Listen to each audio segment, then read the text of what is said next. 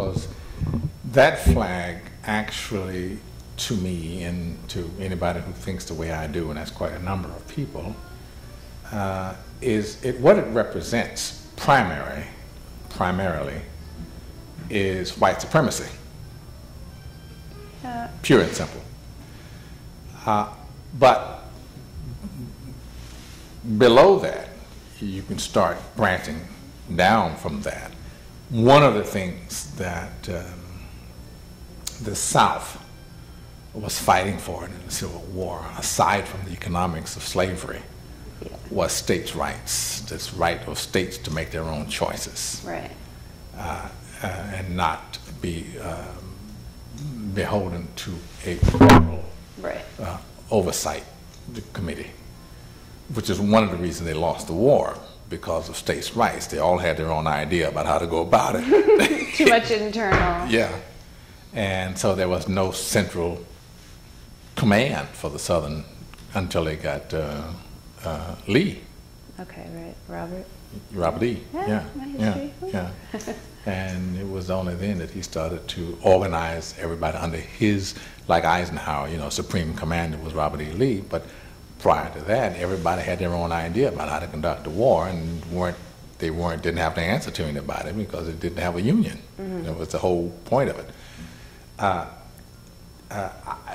My problem, one of the problems that I have with the flag issue is just that it really, really represents white supremacy. It was the whole thing with, because in the South, in the late 1800s, not late 1880s, after the war, during Reconstruction, that became really important to the Southerner, white supremacy.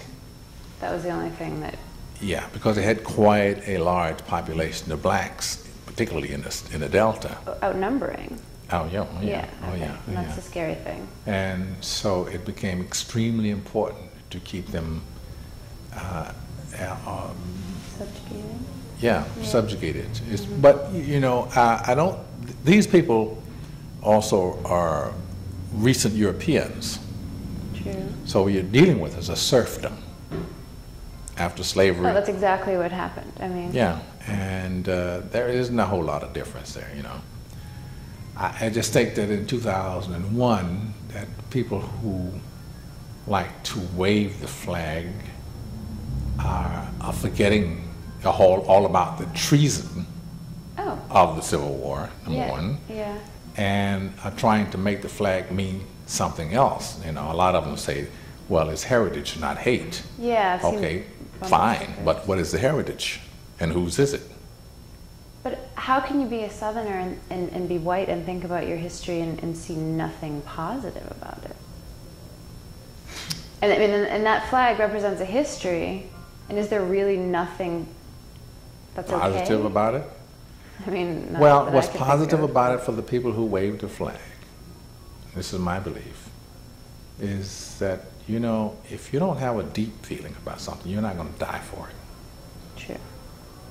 A lot of people died for it. A lot of people. A lot of people. So they're going to give that up easily. So being a Southerner, I have to incorporate that into my whole background. Yeah, my whole structure of thinking about being a Southerner. You know, it's like, okay, if I want to be accepted, I have to accept. Right. So.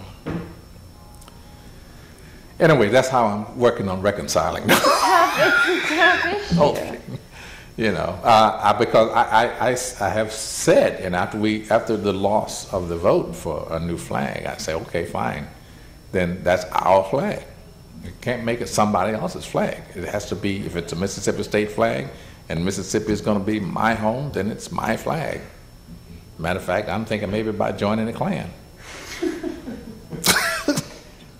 No. Well, you know, what else are you going to do? Now, to this personal issue,